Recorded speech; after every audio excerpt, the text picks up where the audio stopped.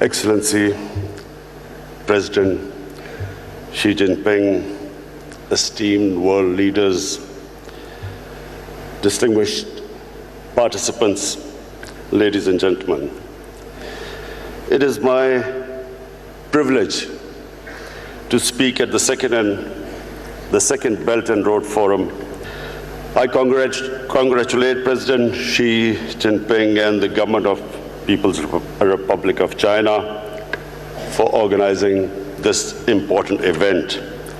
As the Belt and Road transforms from vision into reality, this gathering of partners and friends affords a useful platform for taking stock and setting the agenda. In a world of geopolitical uncertainty, of rising inequality and barriers to trade, the BRI offers a model of collaboration, partnership, connectivity, and shared prosperity. Ladies and gentlemen, BRI marks a new and distinct phase in the onward march of nations of the world along the path of globalization.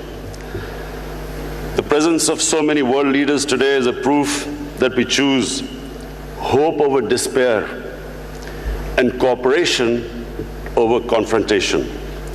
122 states and 49 international organizations have signed on to the BRI's vision.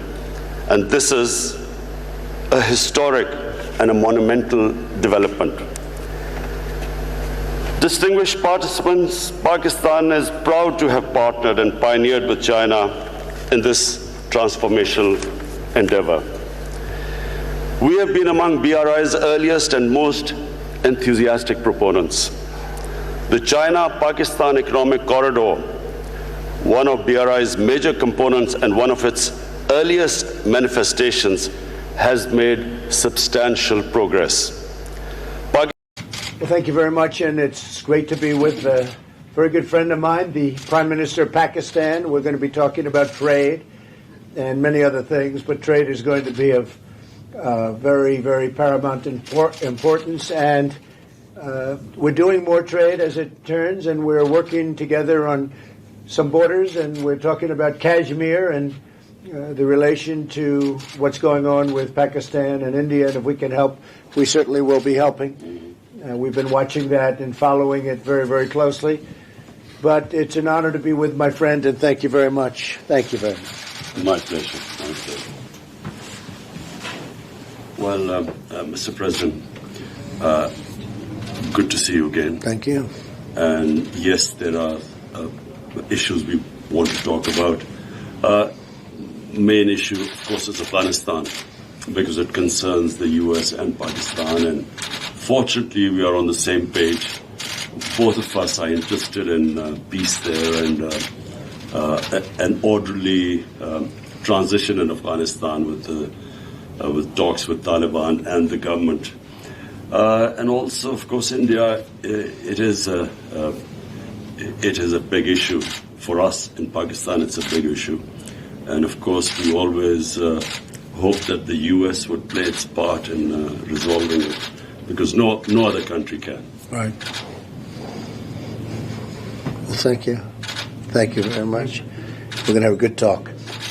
Thank you very much, everybody. When you go to India, will you also visit Pakistan? Well, we're visiting right now, so we won't really have to. But I wanted to say hello.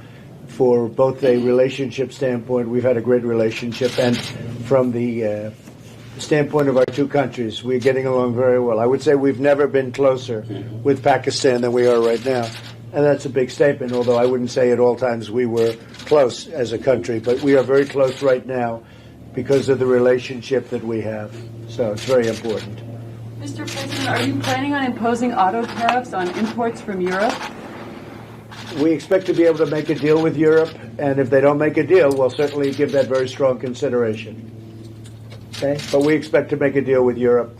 The European Union we met with, as you know, and we had a very good talk. But if we're unable to make a deal, we will have to do something, because we've been treated very badly as a country for many, many years on trade.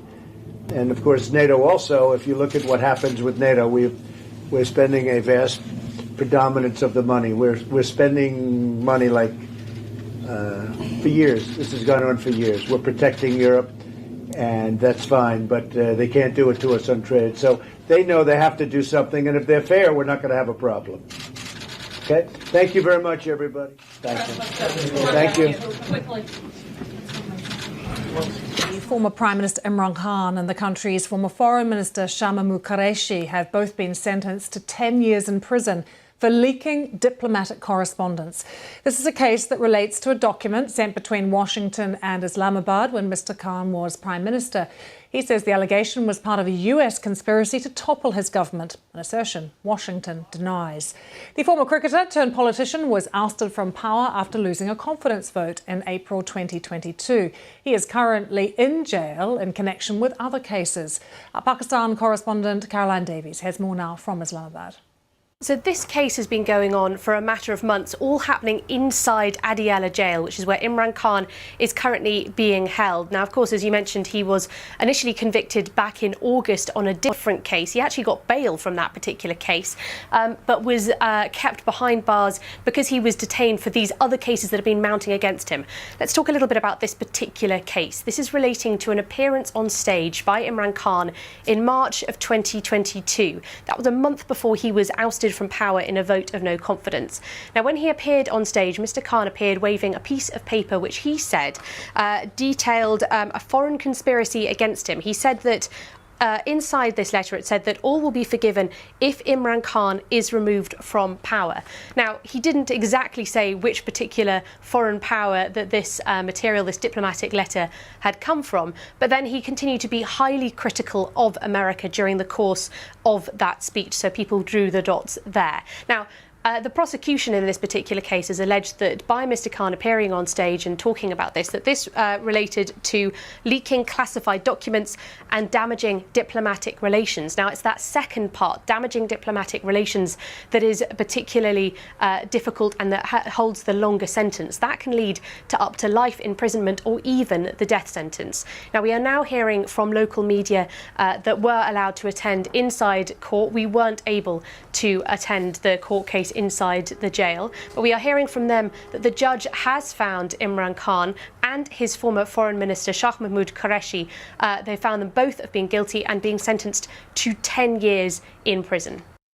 We can talk live now to Salman Safta, who is Imran Khan's lawyer, joining us from Lahore. Mr. Safta, very good to have you with us here on BBC News. Your reaction to this verdict? Of course, we are appalled and we are quite disgusted with the verdict for the simple reason that this trial has been concluded in the most objectionable and condemnable manner. And it's the way the judge has accelerated the proceedings, showing sheer haste.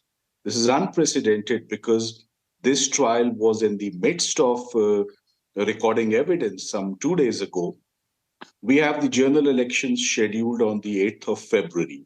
And Imran Khan, being the most popular leader, has very bright chances of coming back to the power corridors.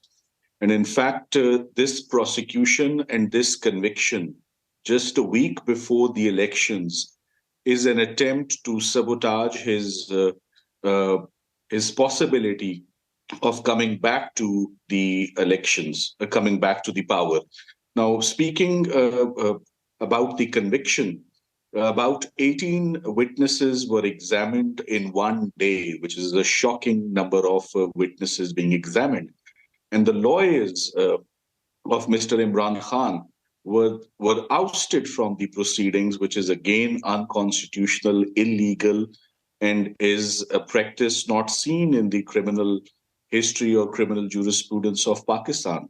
So he has been convicted along with the foreign minister today in all of a sudden without completing a formal trial. Now we are, of course, going to challenge this conviction in Islamabad High Court, which will be done tomorrow morning. And we are hoping and expecting that within a week, his appeal would be taken up and this conviction would be quashed.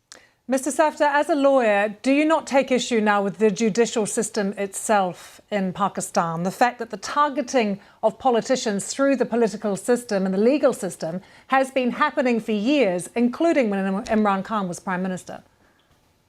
I agree with you 100%. This has to stop, and there is this end to madness. Political victimization, one government prosecuting the previous government and their officials. This is an exercise or abuse of power and authority, which has given a lot of damage to the criminal justice system and to the country itself. And I was speaking to Mr. Imran Khan the other day in jail premises, and I said, if you ever come back to power, you must come up with a strategy of burying the hatchets, because this has given a lot of damage to the country overall. And if I may highlight, during the past 16 months, Mr. Imran Khan, against him alone, there are 42 criminal cases registered in the whole of Pakistan, in every city, every province. Murder, sedition, mutiny, terrorism, foreign funding, corruption, you name the offense, you name the charge. On that, Mr. Safdar, what did Imran Khan have to say about that when you tackled him on that very issue? Because he was the Prime Minister when Nawaz Sharif was put in prison in a case that has now been dismissed, and we now see Mr. Sharif running again in these elections. Well, you have to understand the prosecutions or the criminal cases initiated against Imran Khan on very flimsy, very trivial charges. 2024, Nawaz Sharif is a free man in Pakistan, while the country's most popular leader Imran Khan has been sentenced to 10 years in prison. The verdict comes 9 days before the general elections on February 8th, which Imran Khan's party is contesting amid a state crackdown and without an election symbol. Imran Khan has been sentenced along with Pakistan's former Foreign Minister Shah Mahmood Qureshi in a case known as the Cypher case. I'll explain that in a bit. Imran Khan is already in Pakistan's Adiala jail since August last year and is serving a 3-year prison sentence in another corruption case. He claims that almost 180 false cases have been fabricated to prevent him from contesting the general elections. Now, what is the Cypher case against Imran Khan? Well, Khan and Shah Mahmood Qureshi are accused of violating the Official Secrets Act by revealing a classified document.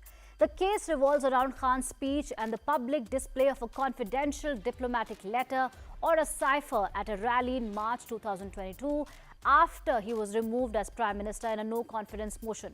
Now, Imran Khan claimed that this document was proof of a US-backed conspiracy orchestrated by Pakistan's army to remove him from power. The controversial document, later published in the American news publication The Intercept, is about a meeting between American and Pakistani officials in which the US officials expressed dissatisfaction with Pakistan's neutral stance on the Ukraine war. Remember, Imran Khan met with President Vladimir Putin when Russia invaded Moscow. The US official allegedly said that America is willing to forgive Pakistan if a non-confidence motion against him succeeds.